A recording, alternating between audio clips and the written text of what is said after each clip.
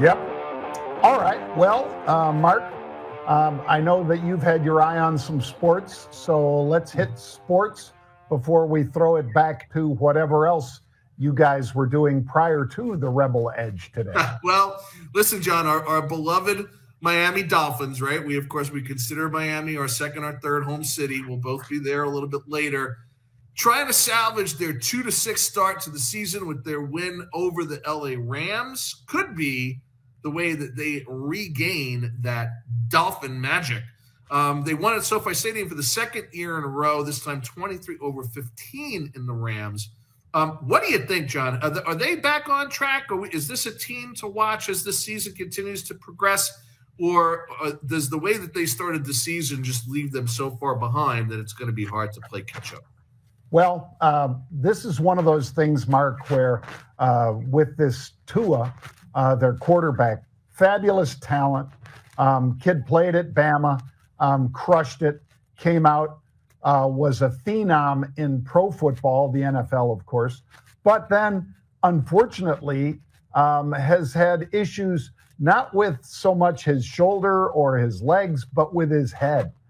He's had several concussions, and he signed a very lucrative contract, which he deserved. But now, when you look at that 2-6 start, a lot of it was because he was not able to play for weeks and weeks. With the NFL's concussion protocol, he was basically sidelined.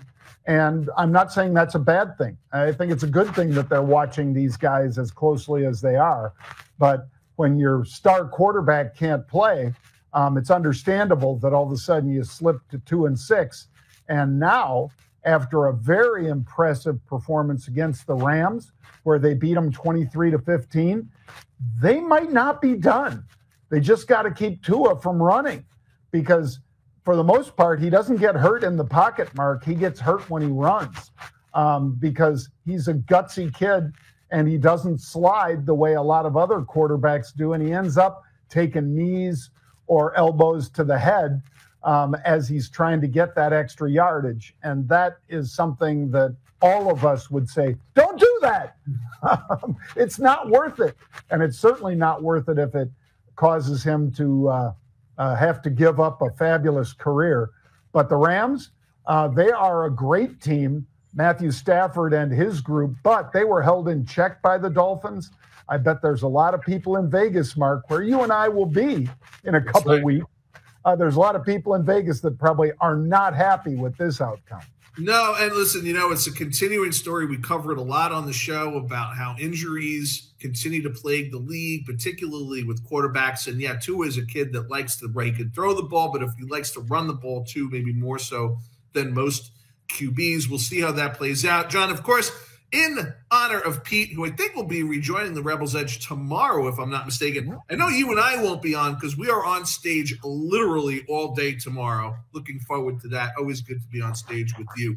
But Pete always likes us to cover what's going on in the NCAA and college football. Tell us what you're watching. Well, and I guarantee Pete was watching this even from over in France, Mark, because it's been a pretty fabulous year. And we've mentioned some of the reasons. The depth of some of these teams is not what it used to be. I give credit to, I'm not blaming, I give credit to the portal for that, because a lot of guys that were backing up superstars, and they in their own right might be a pretty, high up 4-star pick out of 5 or whatever.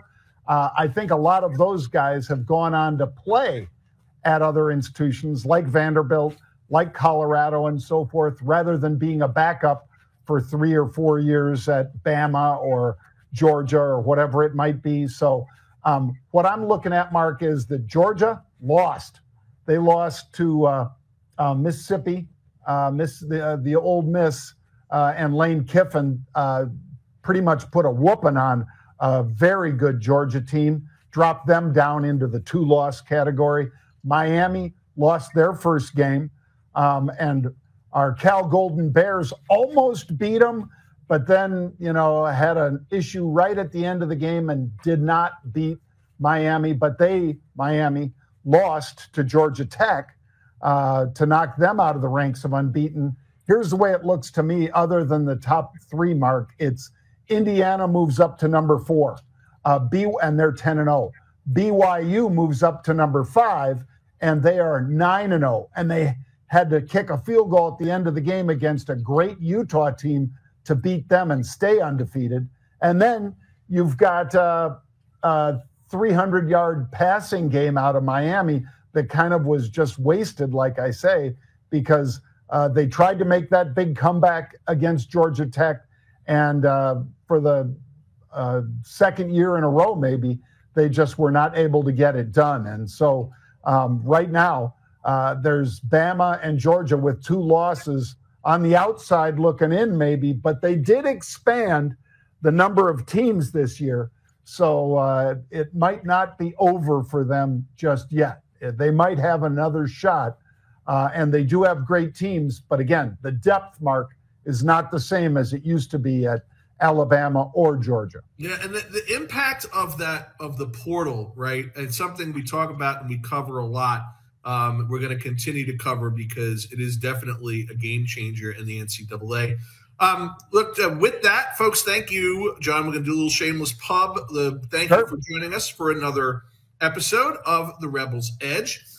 Tomorrow will be Pete, maybe even the prodigy Justin Nugent, the man himself from the Rebel Roundup. John, we just keep getting email after email, cards and letters, as the great Johnny Carson used to say, absolutely praising this kid and his work in the Rebel Roundup. We love him. He's going to be live with us. We're flying him all the way from Hawaii. You know he must be good because I'm cheap when it comes to that stuff. We're flying him all the way from Hawaii for the Rebel Mastermind on the 19th, just a week from yesterday. Cannot wait for that. And, folks, if you snoozed and you losed, I think that's a word, and you're not getting into the Rebel Mastermind because that is sold out, good news, fret not. Don't cry for me, Argentina. You can join us, as John said, on March the 22nd at RebelCon 2025. This is going to be day 3 of 10X GrowthCon, possibly the biggest 10X GrowthCon ever before. Grant was out with our friend and the president of Cardone Enterprises, Jared Glant, walking the MGM stadium and amphitheater just the other day, laying out the groundwork for that incredible event. We're talking like 8,000 people live. John, you'll be on stage, I know, coming out to the fireworks and the thumping music. So we're definitely going to be inviting the entire Rebel Nation to that. That's the 10X GrowthCon, March 20 and 21. And then RebelCon 2025, brought to you by Mark Rebellion in conjunction with Cardone Enterprises, March the 22nd. Producer Jared, if you would pop up a QR or a title tile so folks can scan, buy tickets, call their sales rep, reserve their seat now before they sell out, just like the Mastermind sold out. Yep. Well, great job, Mark. Wonderful to have you back. JW, Jared, great job as usual. And tomorrow it'll be Pete and most likely the prodigy, Justin Nugent. So we appreciate all of you joining us today, folks. Mark and I will be in Miami tonight through Thursday. But Pete will be here with Jared, with Justin Nugent as well, tomorrow at 1 p.m. Eastern Time.